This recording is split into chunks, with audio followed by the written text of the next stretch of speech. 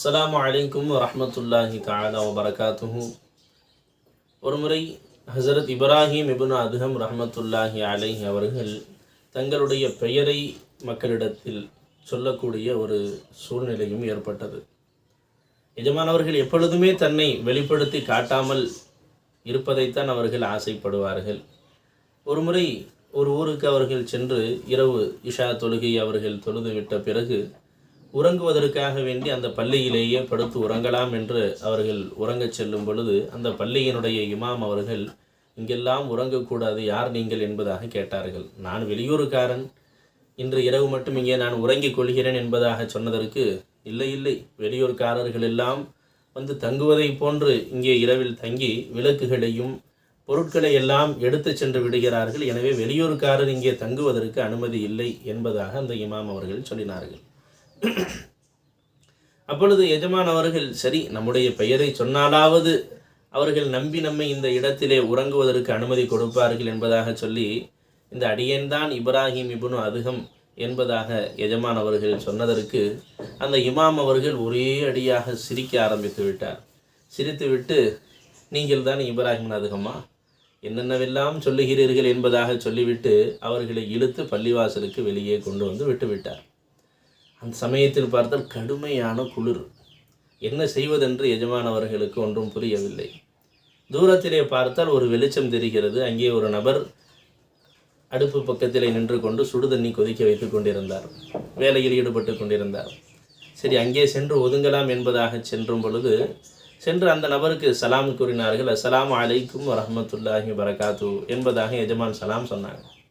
ஆனால் அந்த மனிதருமோ சலாத்திற்கு பதிலே சொல்லலை. பதில் சொல்லாமல் அந்த பக்கமும் இந்த பக்கமுமாக மாறி மாறி திரும்பி திரும்பி பார்த்து கொண்டே இருந்தார்.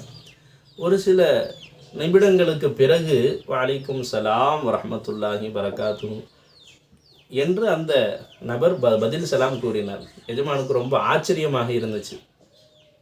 அப்போ அந்த மனிதர்கிட்ட கேட்டாங்க, என்னப்பா உனக்கு சலாம் சொல்லி இவ்வளவு நேரம் ஆகிவிட்டதே, இவ்வளவு நேரம் கழித்து மீண்டும் பதில் சலாம் கூறுகிறீர்களே என்பதாக கேட்ட பொழுது அந்த நபர் சொல்லி காட்டினார், நான் ஒரு ஊழியன், என் எஜமானிடத்திலே நான் வேலை செய்து கொண்டிருக்கிறேன்.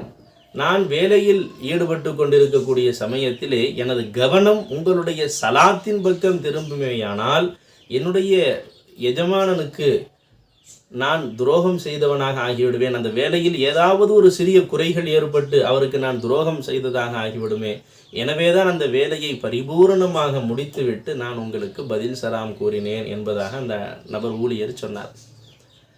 அப்பொழுது இன்னும் மீண்டும் எஜமானவர்கள் கேட்டார்கள், நீங்கள் வேலை செய்து கொண்டிருந்த சமயத்திலே அங்கும் இங்குமாக திரும்பி திரும்பி பார்த்து கொண்டிருந்தீர்களே, என்ன பார்த்தீர்கள் என்பதாக கேட்டதற்கு அந்த நபர் சொல்லி காட்டினார், என் மரணம் எப்பொழுது எங்கிருந்து வரும் என்பதை நான் அறிய மாட்டேனே, எனவேதான் இந்த பக்கத்திலிருந்து வருகிறதா அந்த பக்கத்திலிருந்து வருகிறதா என்று நான் எனது மரணத்தை தான் நான் எதிர்பார்த்து கொண்டிருந்தேன், மரணம் வருகிறதா என்று நான் பார்த்து கொண்டிருந்தேன் என்று அவர் சொன்னார்.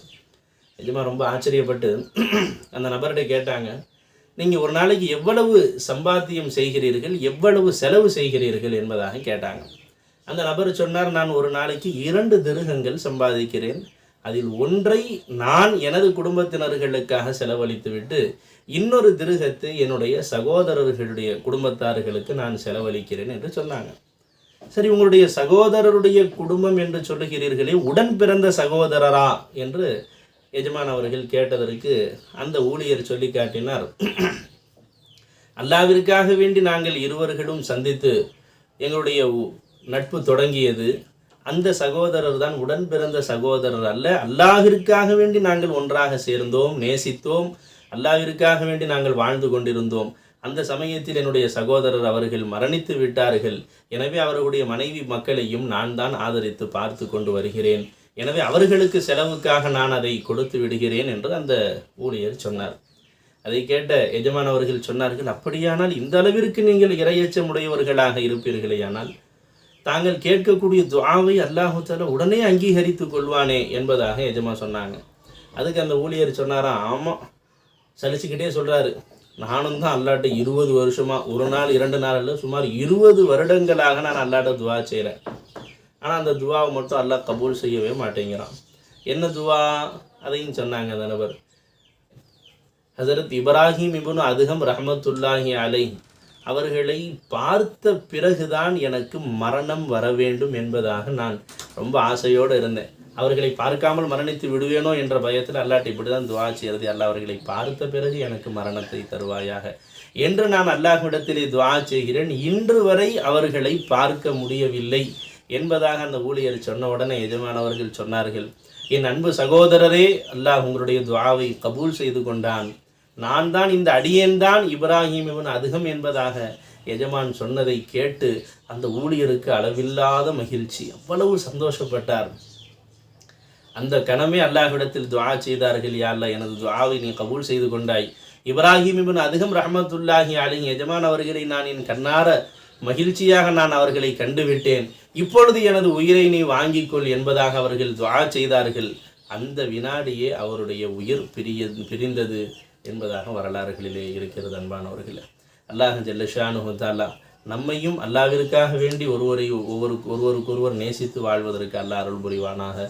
ஆமீன். வாஹிர் தஅவானா அல்ஹம்துலில்லாஹி ரப்பில் ஆலமீன். அஸ்ஸலாமு அலைக்கும் வரஹ்மத்துல்லாஹி வபரகாத்துஹு.